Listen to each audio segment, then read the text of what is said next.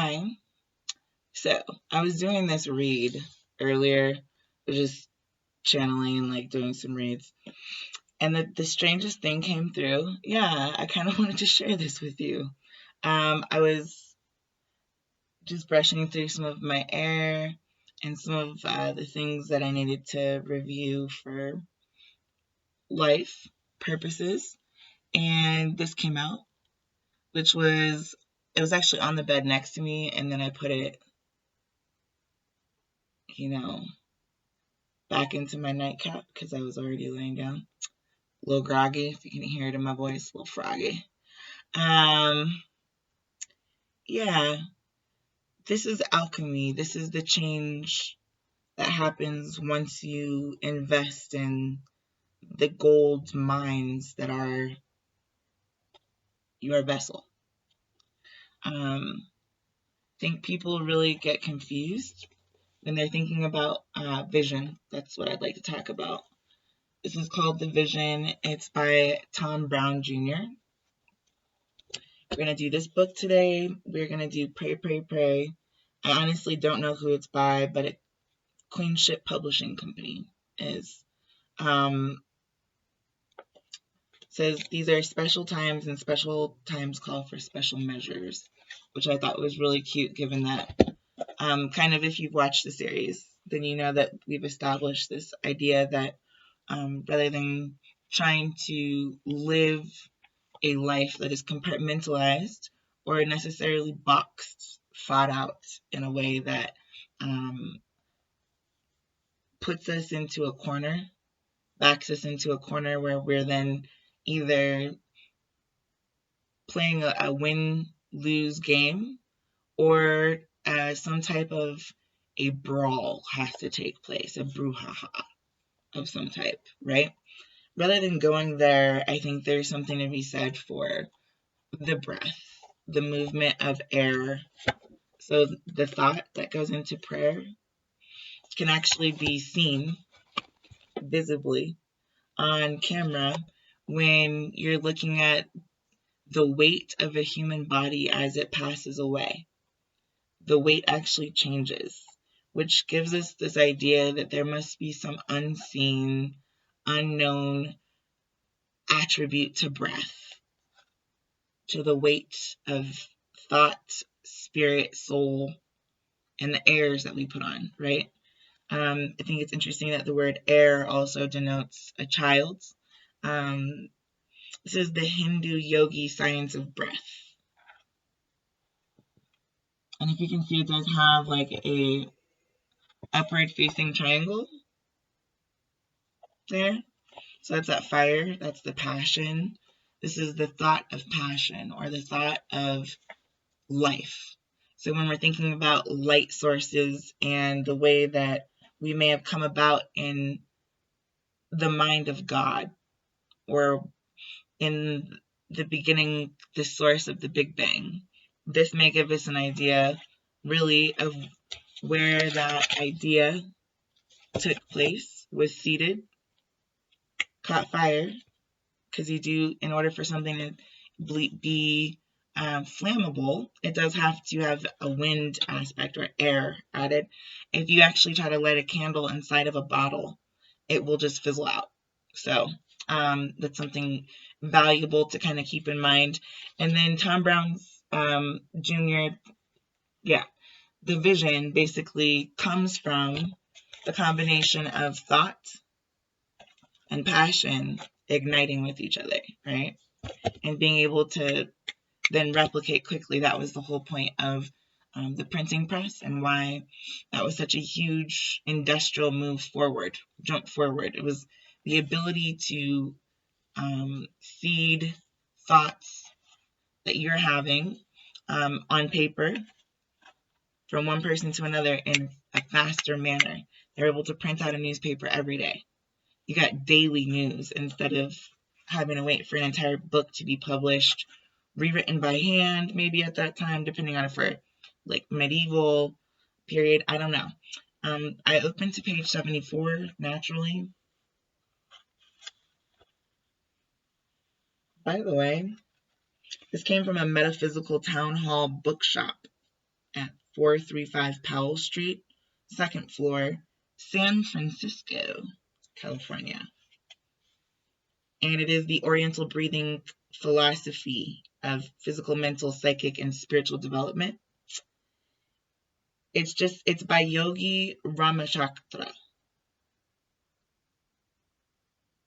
Ramacharaka is a better. I'm really sorry. I know I just butchered your name. I apologize for that.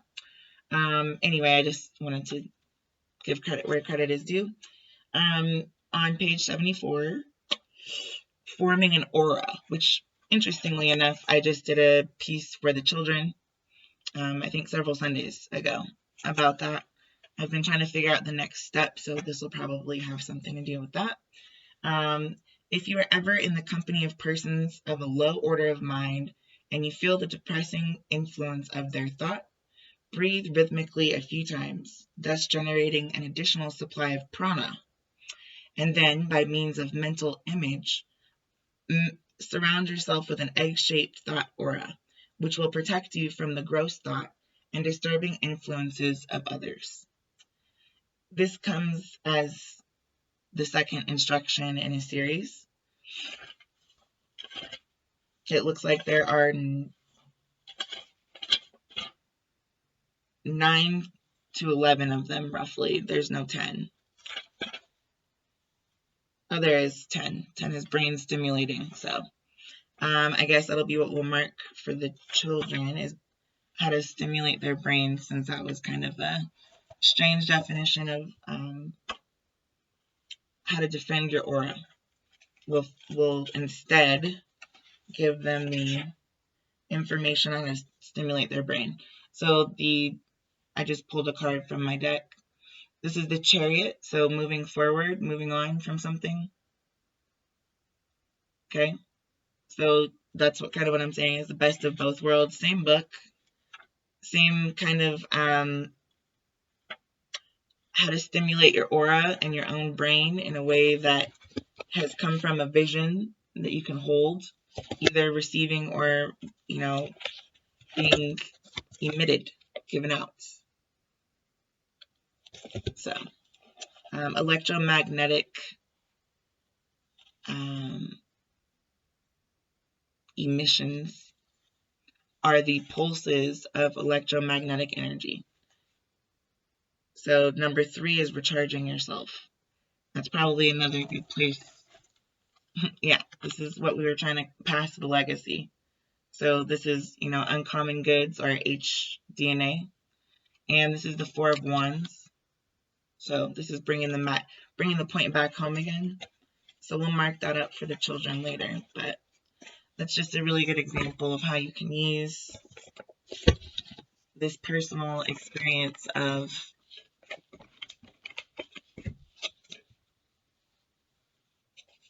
dissecting your spiritual wisdom as a stepping stone for the way that you'd like to inform future generations of how they could also do the same. Perhaps at a faster speed. Perhaps in a more realistically mythical way. Perhaps in such a manner that we don't have to keep secrets from them, that they understand innately the dangers of the world as they grow, because we're able to preemptively strike. So before that emission hits, we're able to cut it off or endorse it, which doesn't mean breath. I'm not talking about breath or thought or, any kind of wind association that you might have, but I am talking about teaching them what to target, what to look for in the visions that are going to steer, much like cattle, steer them towards their life goals and their direction spiritually, because I don't think we do that. I think we give them an idea or a nice quick taste of a perception, but as a child you perceive something very different than as an adult. So if we can remember what it's like to be a child, perhaps our information, the way that we inform our children about their experiences and our desired outcome would be much more fluid. So I'm going to use the universe deck, obviously. I'm just going to randomly flip. These are really hard to shuffle, as you probably saw just now. Yep, we've got no change. So this coming out first is kind of, past energy. In the past, we've not been able to change our idea of application, is what I'm hearing. I don't know why application is coming out. Emissions and application. Is someone applying for like some type of schooling? I don't know. This is literally, I'm just trying to hear the message is also strongly coming to me is like sticking your neck out to do something new, or sticking, yeah, maybe that's what the first, in with the new. You're risking everything that you personally have in order to put some skin in the game. You put in, get in where you fit in, and then put in. Maybe that's the next version of that, I was thinking about the words Christ and Lord. I think with children, it's irrelevant. There's a main goal and vision that we're trying to get through. But I do think that because there's multiple different types of love languages, that there's also different types of learning languages, obviously, or learning styles. And when we're unable to change with the times, or if our, prayer books are outdated in the way that they're looking at things because we're no longer, being pillaged and raped as a village of people together, then maybe our, the expectations and constraints upon women, children, men, societal norms and expectations should continue to shift religiously and scientifically along with what we would like for things to look like in the future rather than what they've looked like in the past. So nobody else can tell you what your vision is. I think it's very foolish to assume that you could predict the future. I think you can see a snapshot. But I also think there's free will. And if you believe in things like destiny, there's also a preset outcome that you're going to be hard pressed to derail. It's like that. I mean, in a very, I guess it's your 3 wishes from the genie instead of Final Destination. It's like getting 9 lives instead of having 9 lives taken. I guess that's the change that maybe we need to see in order to manifest more magic in our own lives. I'm just going to draw again. So, yeah. Without knowing what we're doing, I think we're maybe keeping ourselves a little bit stagnant religiously, just because we're not able to combine the idea of emotional expression mentally as being something that's universally acceptable. For men, automatically 50% of the human population at the least are not able to express emotion without being either called gay, which actually just means happy, or somehow seen as being weak or soft. I actually read an article about the yin and yang energy, about that feminine, masculine. So when you're thinking about women in particular, we're going to talk about progesterone and estrogen and testosterone, right? So that's an atom, and we're simmering this progesterone, which is both kind of this way to proactively vote for something. You're either going to proactively vote for the estrogen or proactively vote for the testosterone, right? When you're on a pill that is already making that vote for you so that you remain child-free, it's also affecting the way that you're going to naturally select a man. So natural selection no longer takes place. Instead of seeing, I don't know why, but my eye was drawn to this. I'm going to go with these 2 cards for this portion of the read. Yeah, and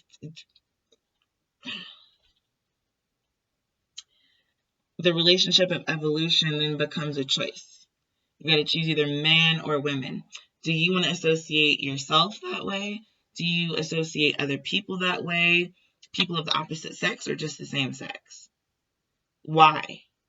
Is it happiness that you're seeing, or is it actual homosexuality with a binary option to choose two men or two women together? Is that really what you're seeing? Or is what you're seeing the collaboration, the cohesion, and the conundrum, the chaos that is order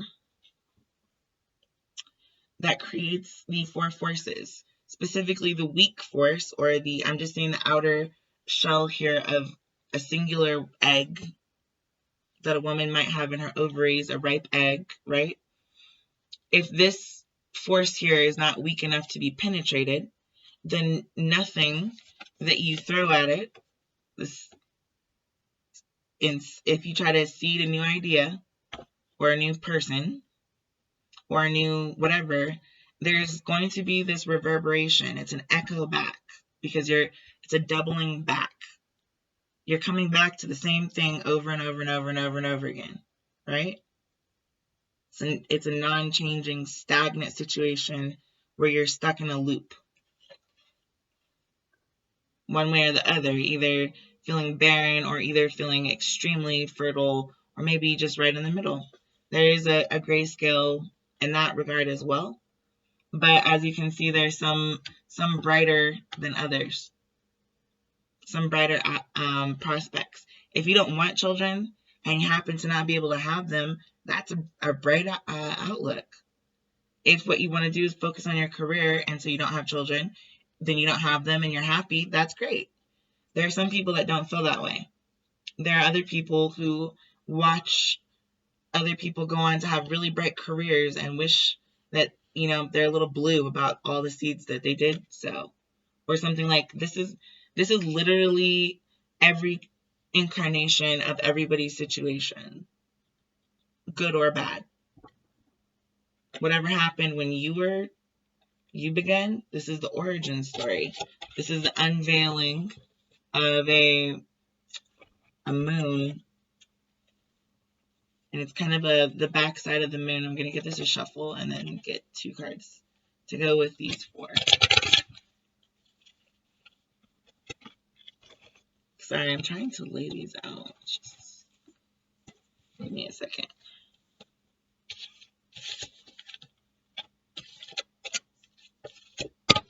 Right. Okay. So,